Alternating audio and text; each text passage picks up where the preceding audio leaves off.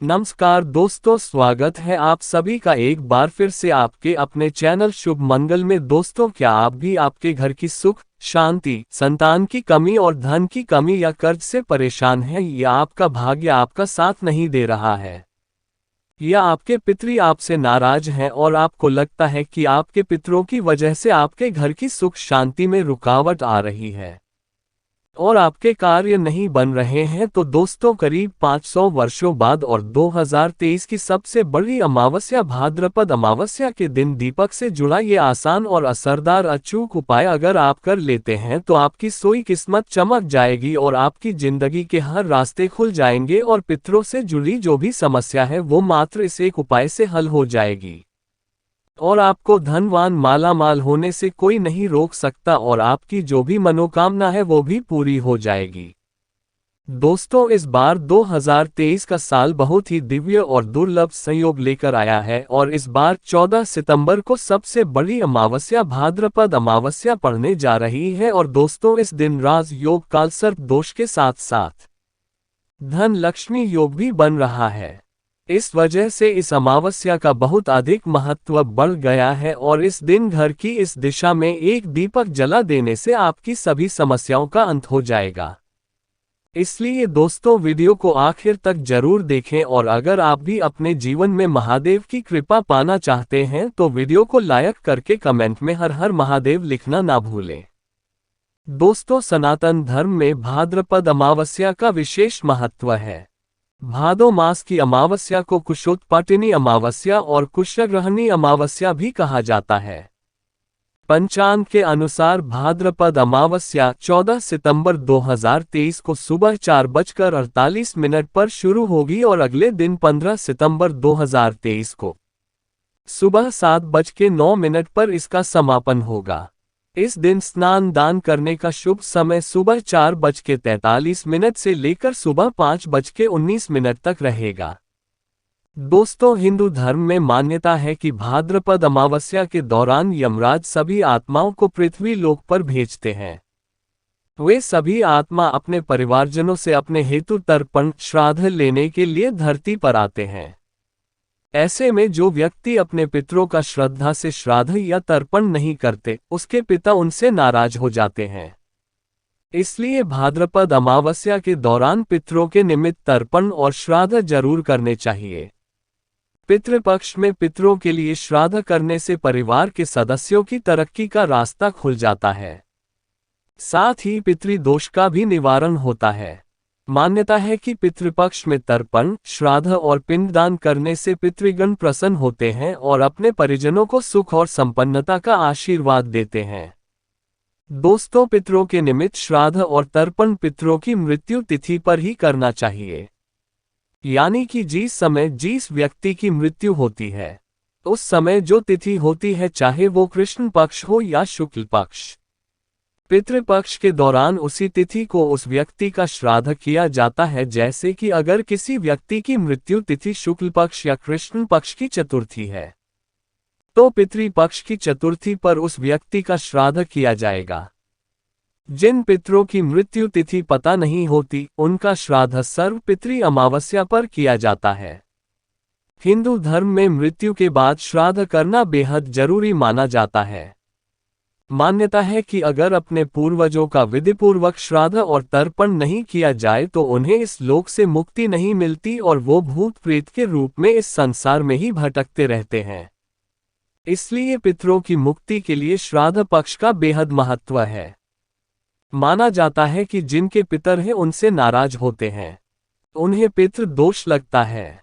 पितृ दोष को सबसे जटिल कुंडली दोषों में से एक माना जाता है। जिनके ऊपर पितृ दोष लगा होता है उन्हें किसी भी क्षेत्र में सफलता नहीं मिलती, उन्हें जिंदगी भर दुख पीड़ा से गुजरना पड़ता है। दोस्तों, भाद्रपद अमावस्या पितरों को प्रसन्न करने के बहुत ही खास दिन होता है।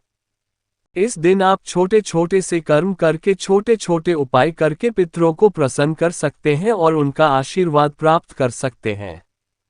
माना जाता है कि जिन पर उनके पितरों का आशीर्वाद होता है उन्हें सभी देवी देवताओं का भी आशीर्वाद प्राप्त होता है। आज की इस वीडियो में हम आपको भाद्रपद अमावस्या में किया जाने वाला एक बहुत ही आसान और असरकारक उपाय बताने जा रहे हैं। इस उपाय को करने से पितृ तृप्त होते हैं, आप हेतु प्रसन्न होते हैं, पितरों का आशीर्वाद प्राप्त होता है और पितरों के आशीर्वाद से पितृदोष से मुक्ति मिलती है और बिगड़े काम बनने लगते हैं।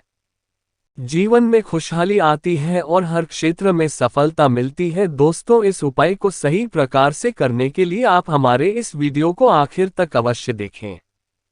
तो दोस्तों, आइए जानते हैं इस उपाय के बारे में। दोस्तों, इस उपाय को करते समय पवित्रता का विशेष ध्यान रखें। अगर आपने स्नान कर लिया है तो रात्रि के समय आप अच्छी तरह से मुंह हाथ पैर धो लें। फिर स्वच्छ धुले वस्त्र धारण करके ही आप ये उपाय करें। उपाय करने के लिए आपको जरूरत होगी एक दीपक की। दीपक कोई भी चलेगा, मिट्टी का, धातु का, आटे का, कोई भी चलेगा। अगर आटे का दीपक ले रहे हैं तो शुद्ध जल मिलाकर बिना नमक के आटे का ही दीपक बनाएं। इस दीपक में रुई की बाती लगाएं। शुद्ध घी डालेगी ना हो तो आप सरसों का तेल भी ले सकते हैं, लेकिन दूसरे किसी तेल का प्रयोग ना करें। ये दीपक आपको सूर्यास्त के समय यानी रात्रि के समय ही जलाना है। शाम की पूजा हो जाने के बाद आप ये दीपक जला सकते हैं। इस दीपक को मंदिर के अंदर ना रखें। मंदिर के पास किसी साफ स्थान पर आप इस दीपक को रख सकते हैं या फिर एक लकड़ी के पाटे पर आप इस दीपक को रख सकते हैं। से पहले उसे आसन अवश्य दें, यानी दीपक के नीचे थोड़े से अक्षत यानी थोड़े से साबुत चावल रखें। फिर उसके ऊपर ही दीपक को रखें और जलाएं।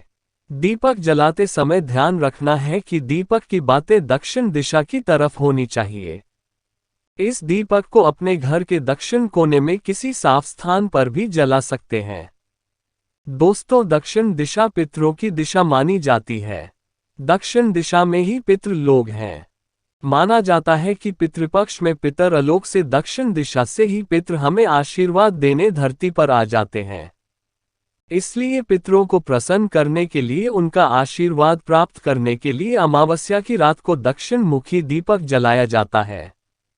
इससे पितरों की आत्मा को शांति मिलती है। तो आम दिनों में केवल अमावस्या की रात्रि को दक्षिण मुखी दीप दान करना चाहिए, क्योंकि दीप जलाना शुभ अवसर पर एक अनिवार्य परंपरा माना जाता है। तो मान्यताओं के अनुसार दीपक की लौ सही दिशा में होनी चाहिए। कहा जाता है, श्रद्धा से पितरों के निमित्त किया हुआ दान ही श्राद्ध है। इसलिए अमावस्या की रात्रि को श्रद्धापूर्वक दक्षिण मुखी दीप दान करने से पितरों का आशीर्वाद मिलता है। श्राद्ध करने का पुण्य फल प्राप्त होता है। ये खास दीपक जलाने के बाद आप वहीं पर आसन बिछाकर बैठ जाएं और दक्षिण दिशा की तरफ मुंह करके पितृदेव के इस मंत्र का 108 बार जाप करें। मंत्र है ओम पितरो देवताय नमः। इसके बाद भगवान विष्णु जी के महामंत्र ओम नमो भगवते वासुदेवाय, इसका भी एक माला जाप करें। दोस्तों, भगवान विष्णु जी को पितरों के देवता माना जाता है, इसलिए पितरों को प्रसन्न करने के लिए भगवान विष्णु का पूजन अवश्य ही करना चाहिए। इस दिन गीता का पाठ करना, विष्णु सहस्त्रनाम का पाठ करना अत्यंत शुभ होता है। इस दिन पितरों के निमित्त आप थोड़ा सा अनाज निकाल कर रखें और दूसरे दिन किसी गरीब व्यक्ति को दान में दें। इससे भी पितरों का आशीर्वाद मिलता है। कहते हैं ऐसा दान करने से पितरों की भूख प्यास मिट जाती है, पितृ तृप्त हो जाते हैं। श्रद्धा से दिया ऐसा दान श्राद्ध के समान ही माना जाता है और श्राद्ध कर्म से बढ़कर मनुष्य के लिए कोई दूसरा कल्याण व्रत मार्ग नहीं है। इससे आयु बढ़ती है, सभी दुख नष्ट हो जाते हैं। न केवल पितृदोष से मुक्ति मिलती है बल्कि उनकी कृपा से परिवार के सदस्य तरक्की करते हैं, पितृ सुख समृद्धि का आशीर्वाद देते हैं।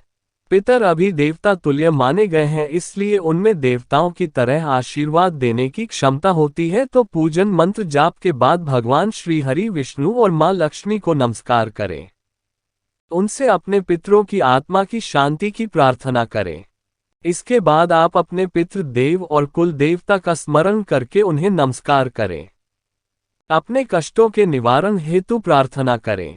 पितृ दोष से मुक्ति की प्रार्थना करें और उनसे प्रार्थना करें कि वे आप पर और आपके परिवार पर अपना आशीष सदैव बनाए रखें।